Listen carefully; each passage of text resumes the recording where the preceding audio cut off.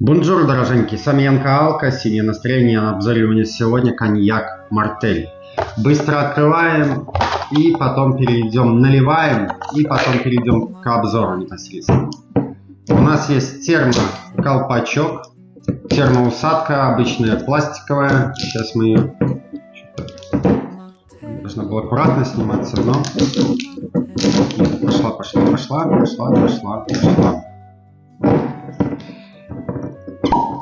Пробочка у нас из крошки. Пластик, крошка. И здесь коньячный дом, 1715 год, напоминание нам, когда было создано, в принципе,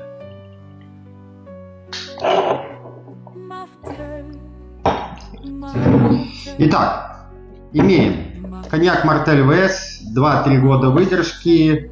Раньше он назывался по-другому. Коньячный дом Мартель в 1715 году был открыт, основан, больше уже 300 лет, входит в большую четверку. У нас самый младший из коньяков это Single Distillery, ВС-ка. Сам я ее не покупал, мне ее подарили, причем, видите, по акцизной марке она куплена в России. В Беларуси он стоит $25-30, в России гораздо дешевле.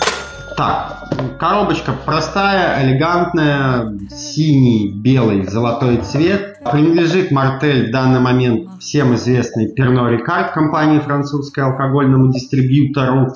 Pernod Ricard принадлежит Ararat, кто не знает. Более того, после покупки Pernod Ricard араратовские коньяки мне больше стали нравиться. Водка Абсолют, Балантайз и куча всего принадлежит Pernod Ricard. Вот и Мартель принадлежит Pernod Ricard.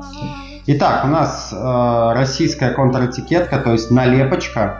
Что имеем? Коньяк Мартель ВС Single Distillery. Single Distillery это просто произведен на одной дистиллерии, не на нескольких. Сорта винограда Униблан могут также использоваться Каламбар и Фольж Бланш. В составе выдержанные коньячные дистилляты, вода исправленная, краситель, сахарный колер, Е150А. Стандартный состав, место происхождения винограда регион коньяк, годы урожая 2016 и старше. 0,5 бутылочка, 40% спирта. Все окей. Так, нос. Неплохой нос, цветочный, не спиртит. Просто я уже его пил и не раз, и он был сильно спиртуозным. Здесь все элегантненько пока в этом бокале. Ваниль, приятный чернослив.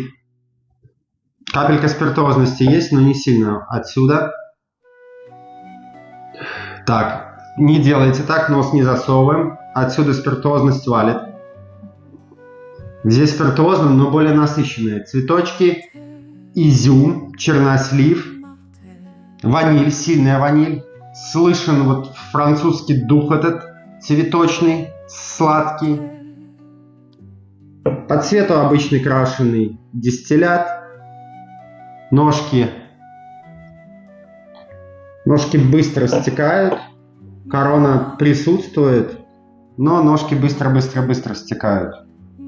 Видно, что дистиллят не сильно выдержанный.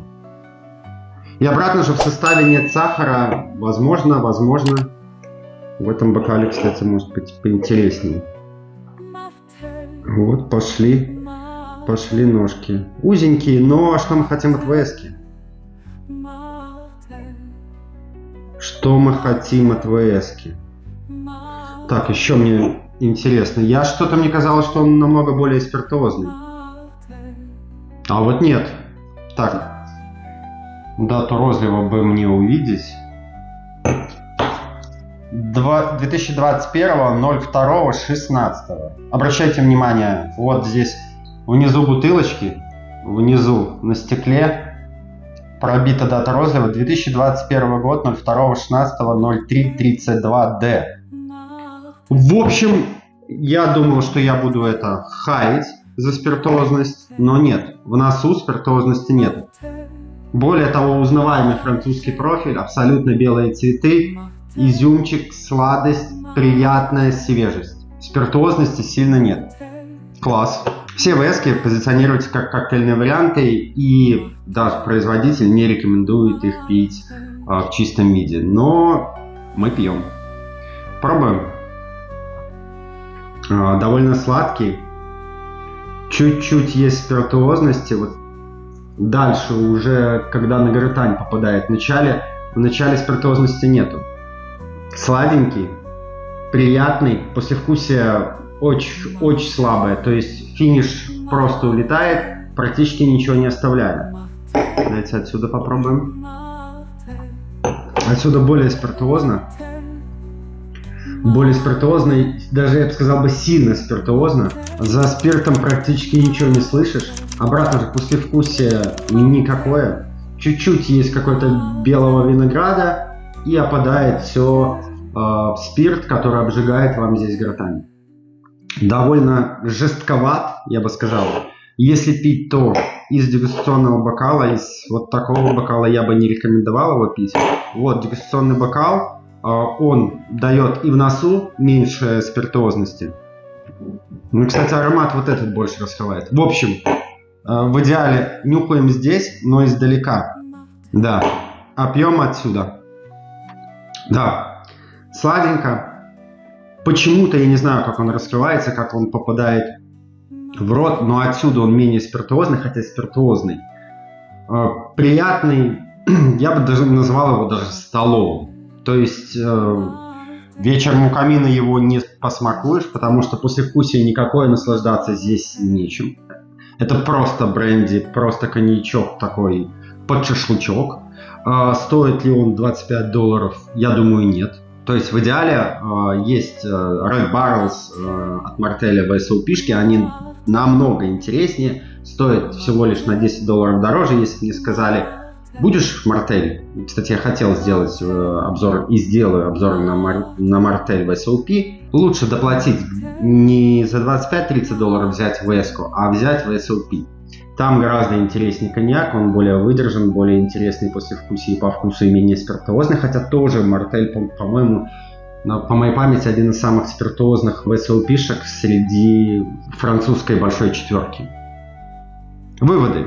Французский профиль есть? Есть. Нос хорош? Да, довольно хорош. Вкус слабее, вкус диссонирует, послевкусие, финиш, он же отсутствует. Простой коньячок, под шашлычок. Коктейли, возможно, я с ним коктейли какие-то сделаю и запишу. Покупать его можно? Можно. Выливать его будем? Нет, конечно. По баллам? Не знаю. Баллов 5 он заслуживает, на мой взгляд. Возможно, такой розлив попался, потому что что-то в моей памяти как-то Мартель был прям супер спиртуозным. Здесь нет. Здесь супер спиртуозности нет. И здесь провален вкус, провалено послевкусие. По носу здесь все хорошо, для ВСки более чем хорошо. Вот такой небольшой обзор. Всем пока, подписывайтесь на канал, ставьте лайкосы. С вами был Ян Каалка. До новых обзоров. Бай-бай. Martel,